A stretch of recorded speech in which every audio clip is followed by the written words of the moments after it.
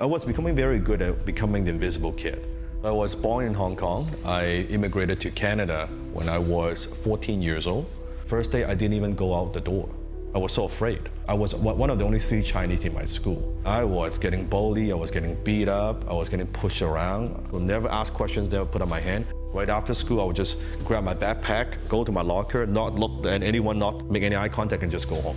Shortly after that, my mom and dad got divorced when I was 16 years old. One day when I came home from school, my mom would stay in the bedroom. She was talking on the phone with somebody. And then after the phone call, she opened up the door and I could see like she was crying. I said, "Mom, is everything okay?" And she's like, "Well, you know, I was talking on the phone with the dad and he just told me he went bankrupt.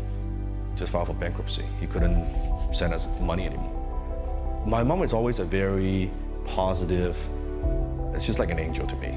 But that's the first time in my entire life that I looked at my mom now in a country where she doesn't speak the language, son doesn't kind of going through high school.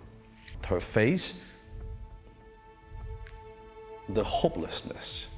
I said, I don't care what effort it takes, I never want to see that again. I had no father figure, I had no role model. My father, quote unquote father figure, was when it was late night, I was watching a Bruce Lee movie. It was Way of the Dragon, where he fought a Chuck Norris.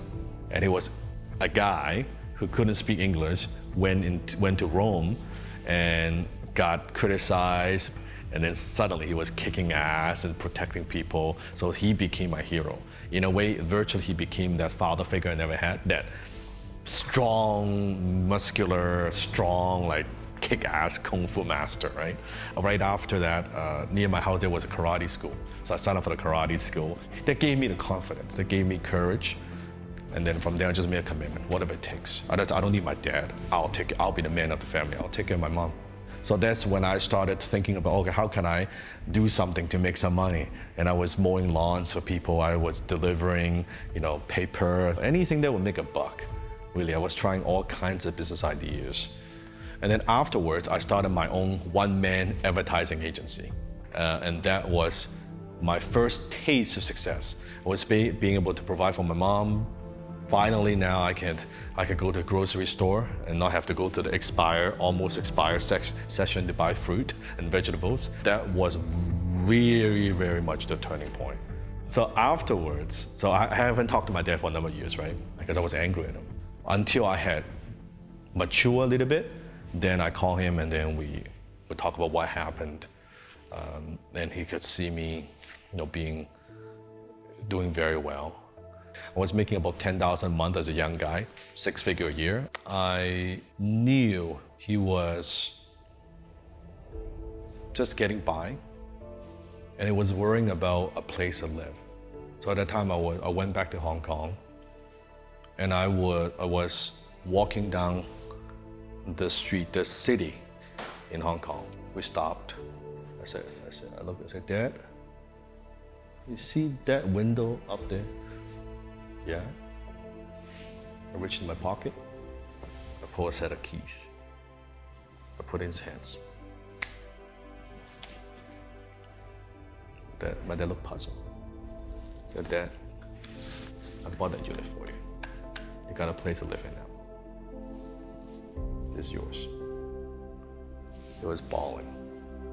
All he could say is, "Son, let's go get lunch."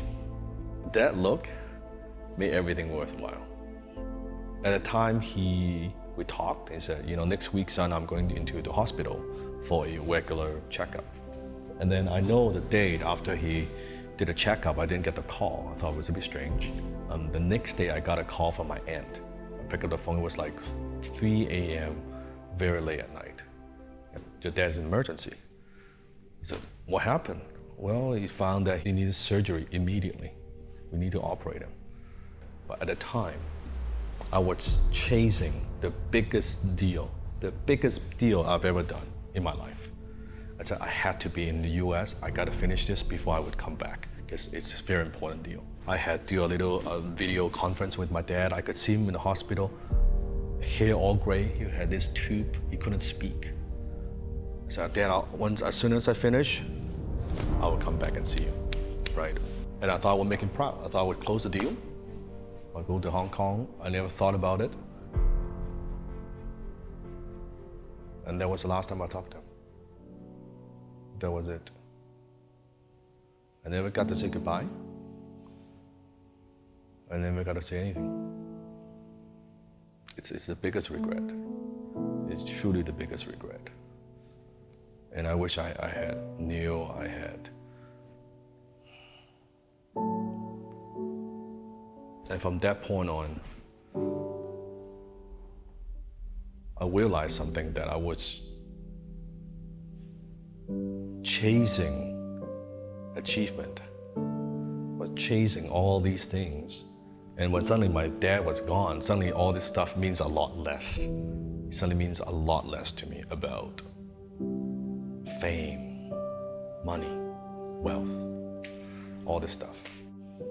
I believe in life you go through kind of 4 stages. The first stage is what I call survival, which is where I was when I was very young. And then going from survival to security. You're paying the bills. You got a roof over your head, you got a car, you're taking care of your family. And then a percentage of the people would move to what I call stage 3, which is success. When you're successful, you don't just have everything you need, you have everything you want.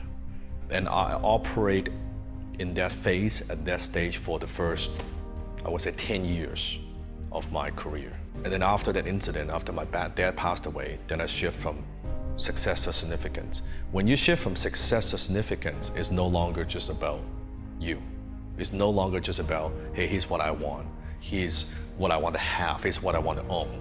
From a poor immigrant boy who couldn't speak a word of English, now my work is impacting people in 100 countries. It sounds so cliche, but it is. What's your legacy? What's your impact? What do you want to leave behind? What do you want to be known for after you're gone? Our society, we don't take the time to just slow down a bit to be grateful and find the little things to be grateful. The people around me, my family, my friends, my team, my students, every little thing. All the tragedy, all the mistakes, all the headaches, all the hardship. You might not like it, you would probably hate it, but you will look back and that would be the greatest thing that ever happened to you. All depends on how you interpret it. And that's why people, they keep chasing and chasing and chasing the next thing. They're never happy. If you're not grateful with what you have, you're not going to be grateful even if you have more. So I say it's be grateful with what you have while you strive for more.